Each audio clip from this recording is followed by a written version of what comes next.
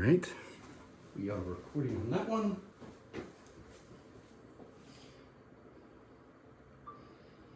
Recording on that one. I'll do a sync clap as per tradition with dealing with multiple cameras, so you know where to start. And I will get the audio rolling. Synchronization clap. All right. Let's go ahead and get this. Or I'll tell Papa. Hey, Papa. Hey, Papa. We're starting, so please, because we can hear you through the door. Just try to be quiet. Okay.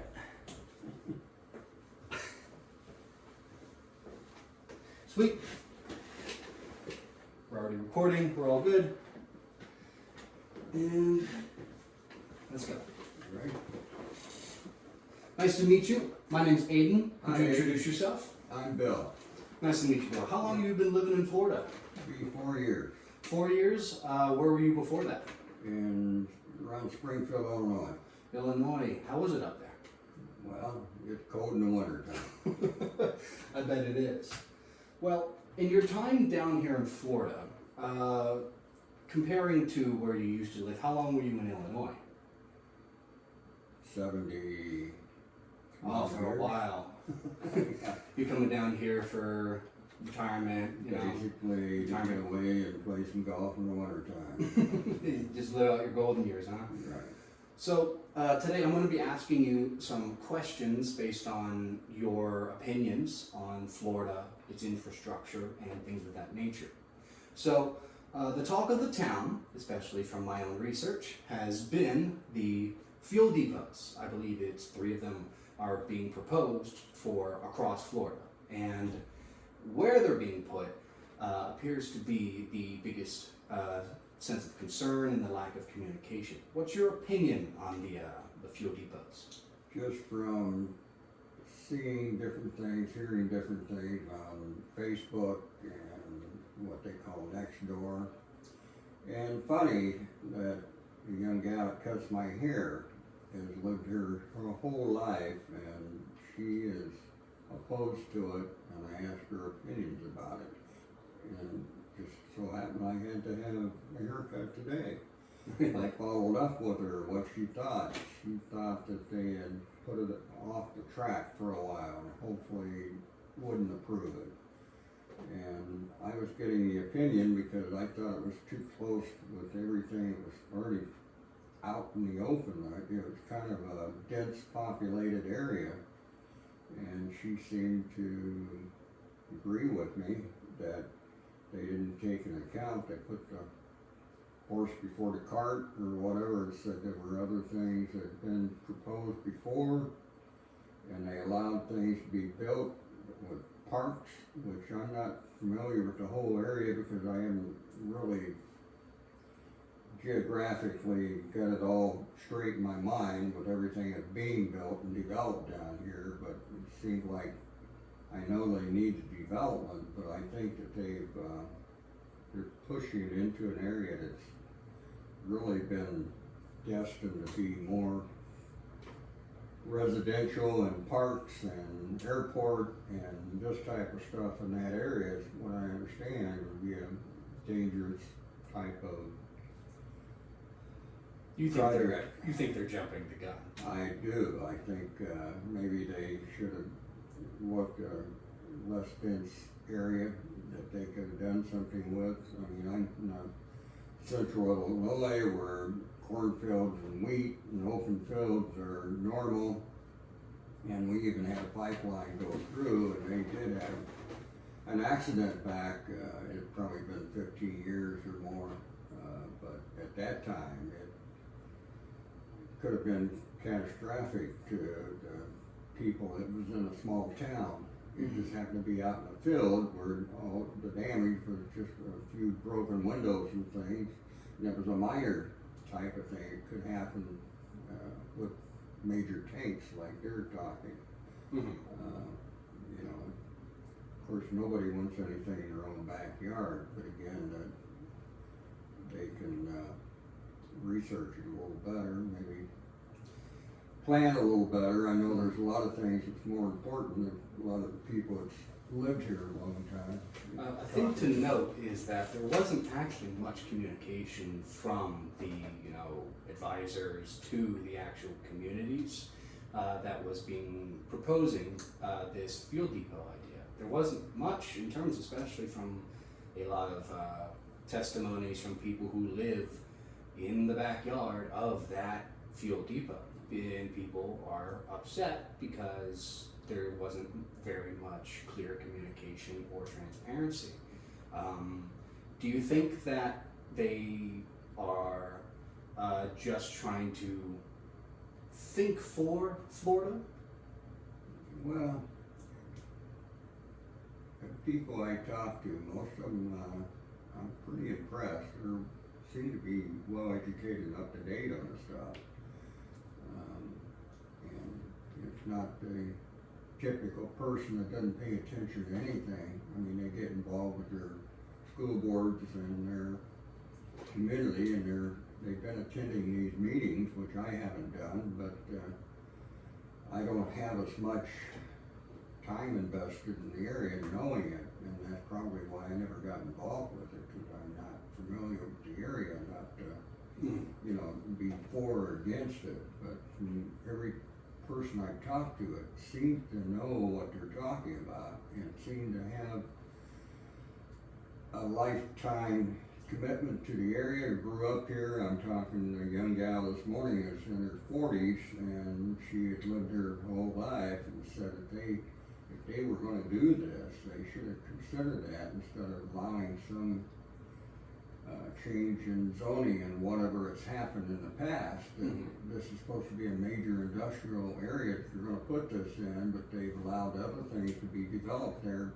without that type of A major oversight in your right. reason. Okay. So, it's like I said, the cart before the horse, or the horse before the cart, or whatever it is. But priorities aren't really being.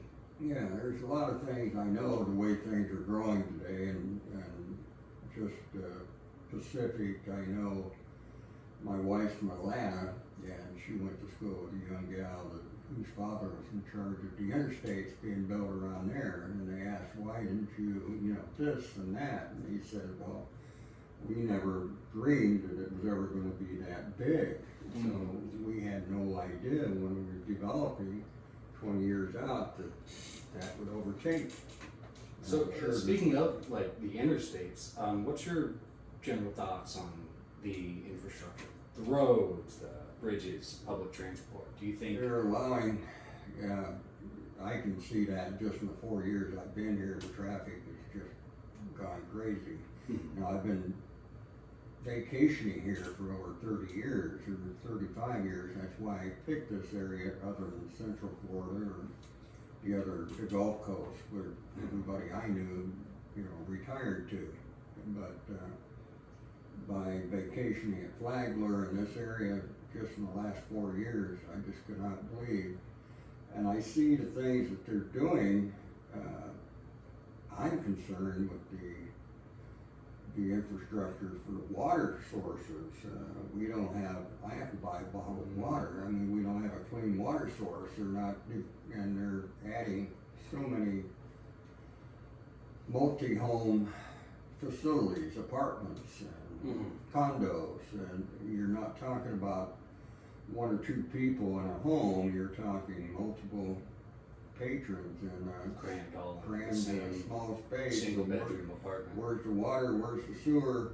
Where's the overflow? I've started to see some areas that the roads are flooded, and they said it's never happened before because they got a new subdivision going in, and maybe they don't have the proper drainage yet. So, do you think that Florida is underprepared or negligently preparing for the influx of people coming from upstate New York and all over northern parts of the country and causing a big population boom, not with children, but more with just them coming to live out their golden years, such as yourself? So many people, not just you, but also immigrants, people coming from Ukraine and Russia, as well as, you know, many other places outside of America immigrating just down to the Flagler area alone. You go down there, you're probably going to hear more New York accents and people speaking Russian than you'll really hear people with just a regular old southern, you know, central Florida accent. Well, I could see. Do you think Florida's under-preparing or being negligent with? Well, they're preparing, they're building, but the whole idea is, you know, I see it, they're going after the almighty dollar. They're not really enough, I guess, prepared. The boards that's in control of this, the things that they need to do to keep on top of it. I was familiar with a few areas that developed, and in fact, the last home I was in was a subdivision that was developed and went bankrupt, and a bunch of bankers bought it, and a friend of mine, they asked him to, they had no background in developing, and they asked him, and he said, you don't go in and just tear everything out and start doing it. You do it as a section at a time, and you put the infrastructure in, you have plans, and not just going in and wiping out all the trees, and not have a definite zoning where you know that things are gonna work after you're done. The runoff, the pavement, you know, I call it, I took a class in college 50 years ago, and we talked about the future at that time, but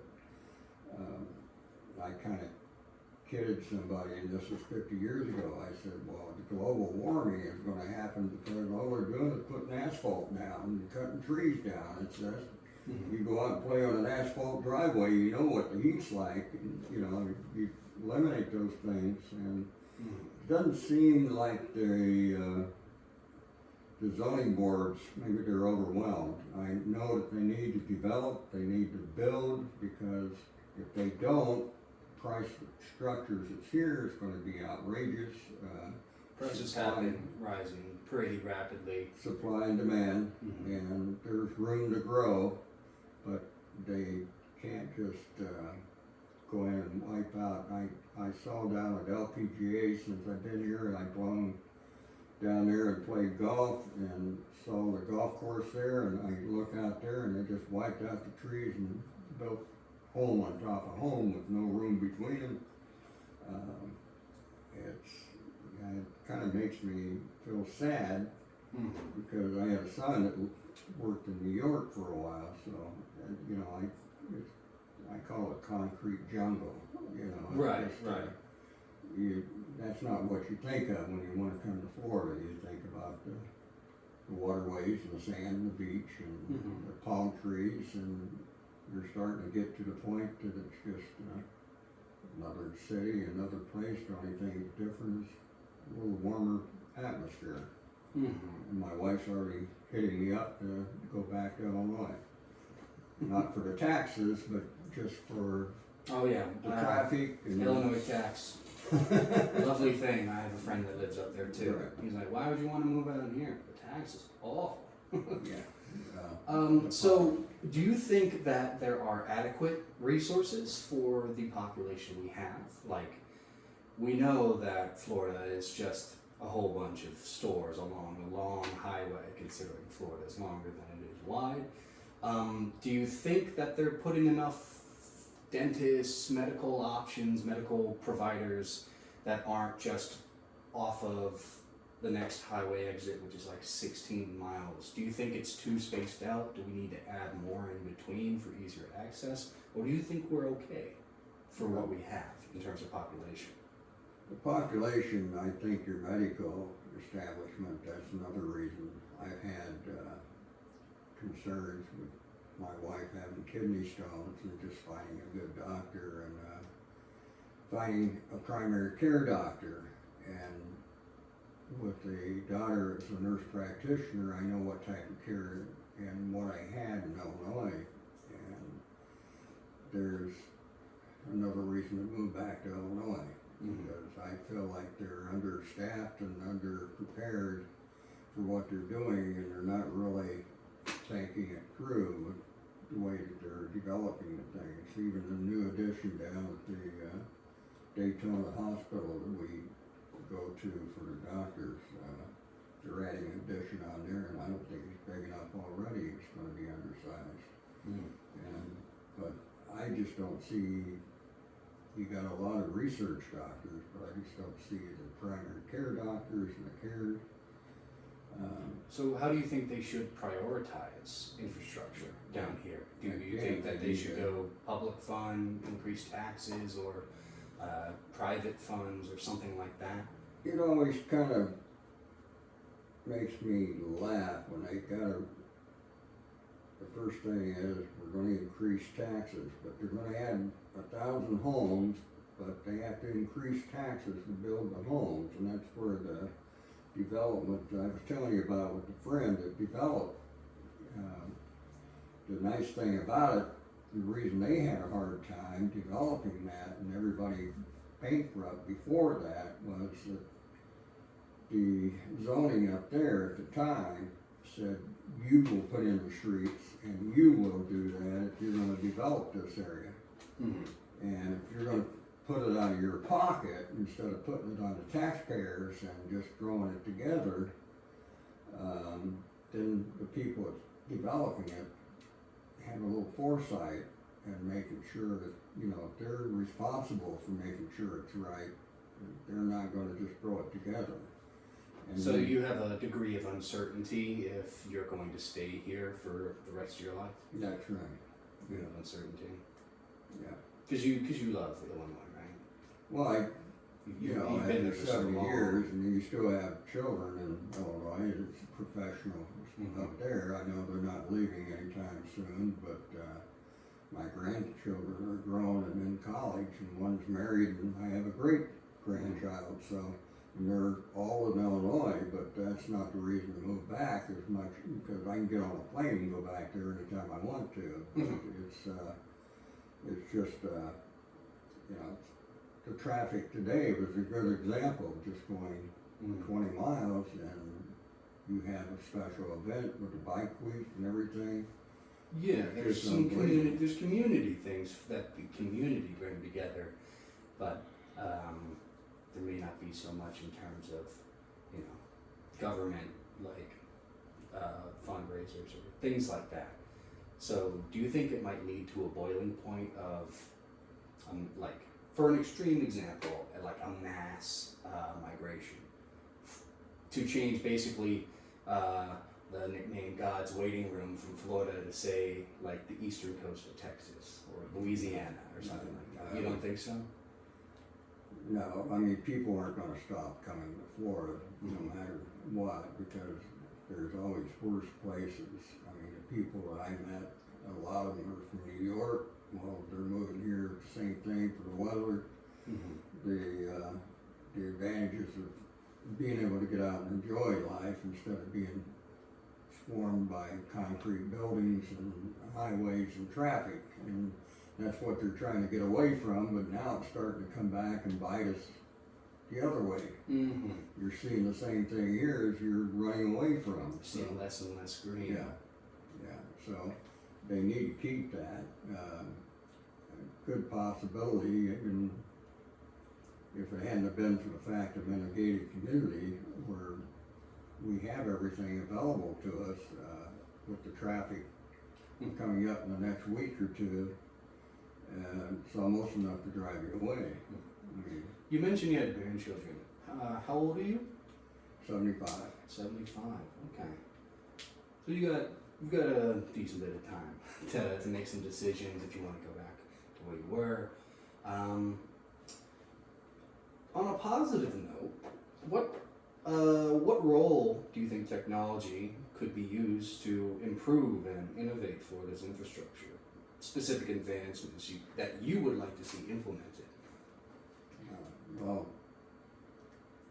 they've got all the high technology. You got stuff beyond me now that I don't understand. My grandson is more the engineering. My son's a president of a company, big company in the division.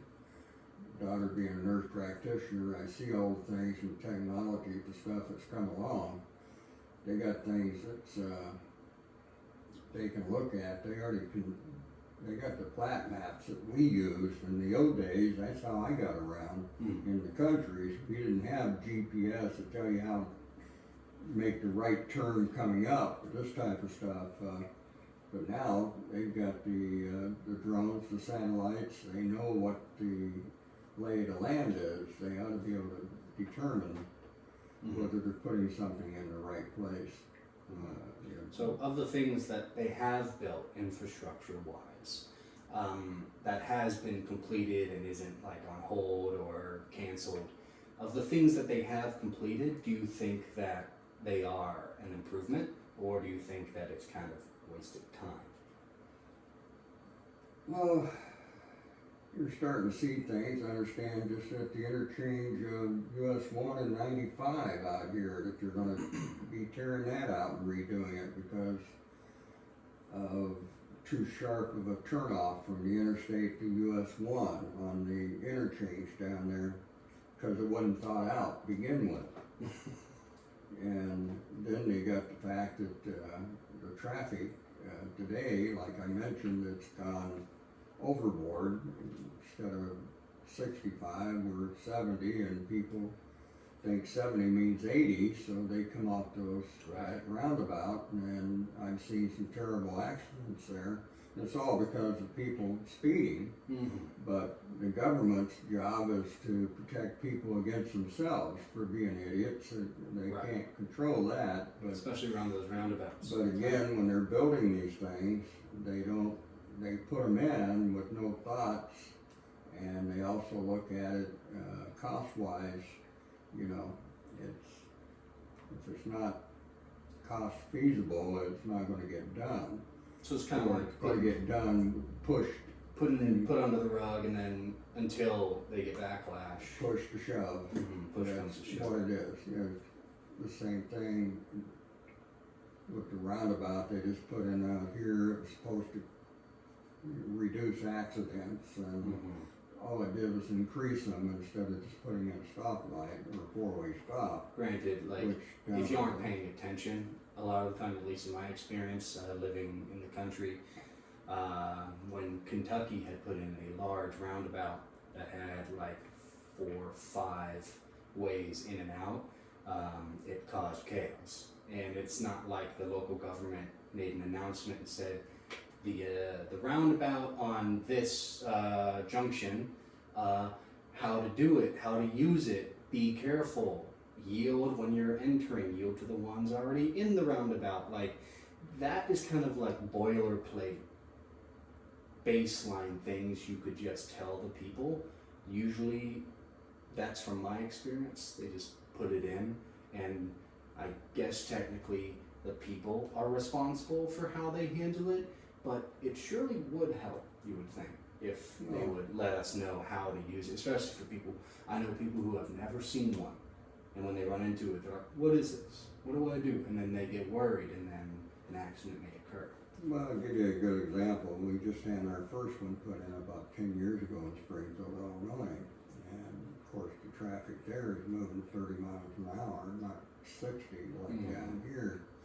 The difference also was, I think there was probably less seniors where I was at. They were all, middle income or higher government workers, majority, or the whole area that I lived in was professionals, either working with the state or in the medical fields. And then I come down here, you got a lot of people in their 70s and 80s, and I've seen the wrecks out there, and my wife was involved in one of them at the roundabout, and the woman that hit her was she was 80 as a matter of fact, and when she stopped, she asked my wife, says, why did you hit me? And she had just T-boned my wife and asked, well, what do you mean? You have a yield. She asked my wife, what does that mean?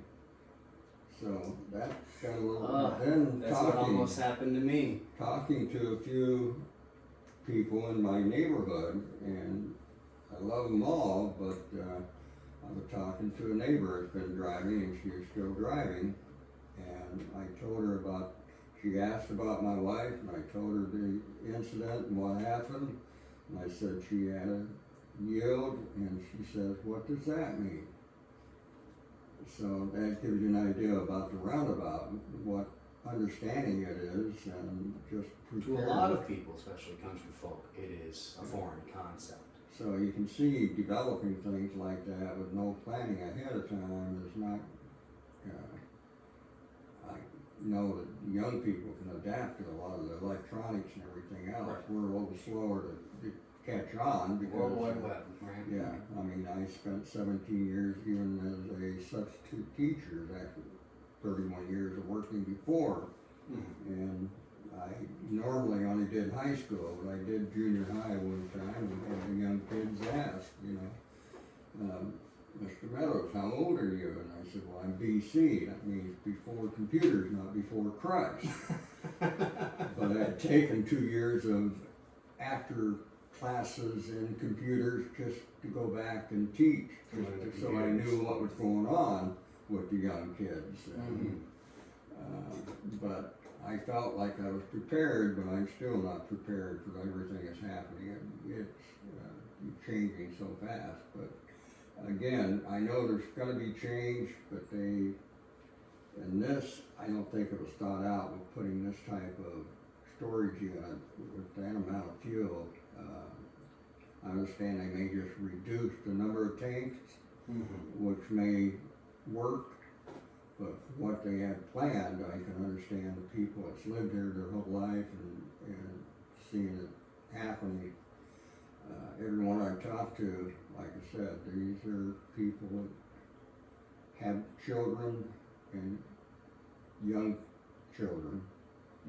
The gal today, her daughter's 8, I think. She said she took her to meeting to protest to see what it's all about, so she understood what they're doing and seeing what's being done. And So you think that there will be positive change eventually when push comes to shove? Or do you think it's going to be, all right, we'll listen, we're sorry for not being communicative, yeah, or, no? I've seen politics and money work too much, and You don't have very usually, much faith in them being so quick with it. the only thing that might happen, maybe if people are really involved, they may vote somebody out for their decisions, but I can't even hope for that because I've seen that happen in Illinois. We've still got politicians who've been in there for 40 years and some of the worst people that's around. But that's... Do you feel it might be purely up to the people to It's make gonna the be, change? they're gonna have to really stay on top of it if they want what they really feel like they need. And I think the compromise, in my own opinion, listening to both sides or reading what I'm reading, I think what they have proposed, if maybe they'll have to downsize it, but I think it'll probably end up being pushed through because there's too much money involved and too much to lose. Money can move mountains. Yeah. Well, thank you so much, Bill. I appreciate you spending some time with me and having about all these conversations. Thank you so much, Bill. You're welcome. That was wonderful. Thank you so much. Ooh, yeah. Just gotta. Yeah, it's funny, I just talked to cutting my hair, I got to her the last time about 6 weeks ago, and I just followed up with her this morning. And asked her about what she thought. She said she'd been to the city meeting and